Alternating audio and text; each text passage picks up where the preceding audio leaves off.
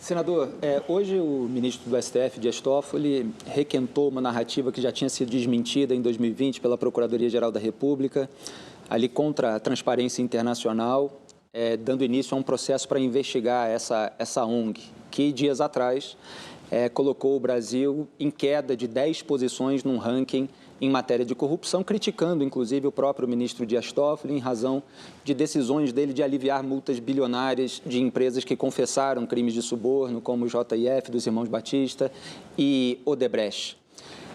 O senhor falou agora há pouco da disfuncionalidade na relação entre os poderes, mas e a responsabilidade do Senado Federal em relação a isso? Porque houve, sim, uma medida recente, o Senado aprovou uma limitação de decisões individuais, mas na Câmara dos Deputados isso já subiu no telhado, de acordo com a imprensa, depois de um acordão ali do Gilmar Mendes com o Arthur Lira, presidente da Câmara.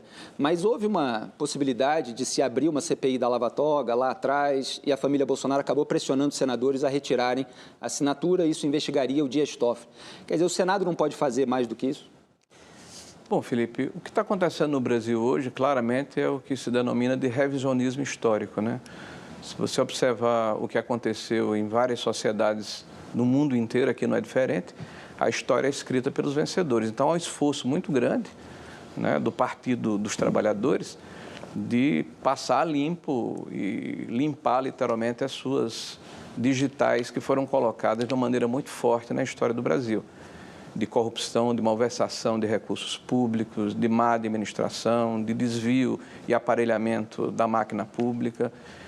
E, infelizmente, nós estamos vendo uma certa sintonia com o Supremo Tribunal Federal nesse aspecto.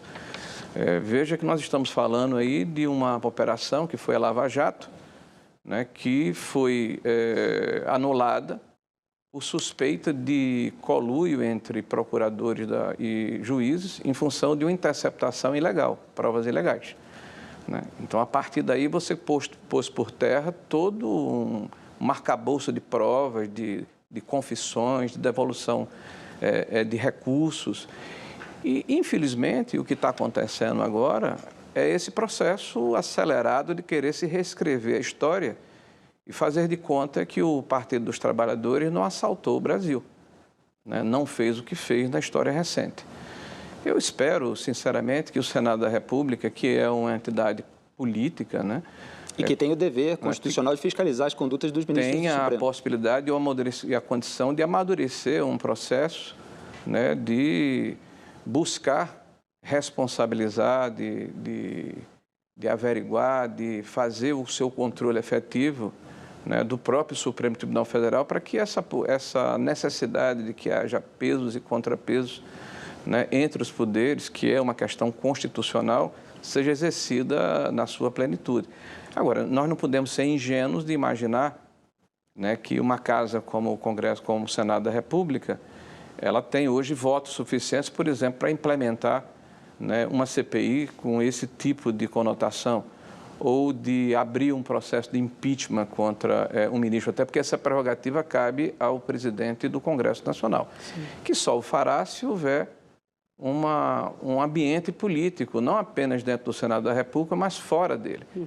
É bom lembrar o que aconteceu com a presidente Dilma. Então, houve uma grande mobilização nacional, a população foi para as ruas, houve um sentimento de convulsão social, né, de pressão sobre o Legislativo. Então, não vai ser apenas a questão eu diria, da inércia do Legislativo, da maneira como ele se encontra. Hoje a gente tem 51 a 52 senadores que são muito firmes na base do governo e pouco menos de 30 senadores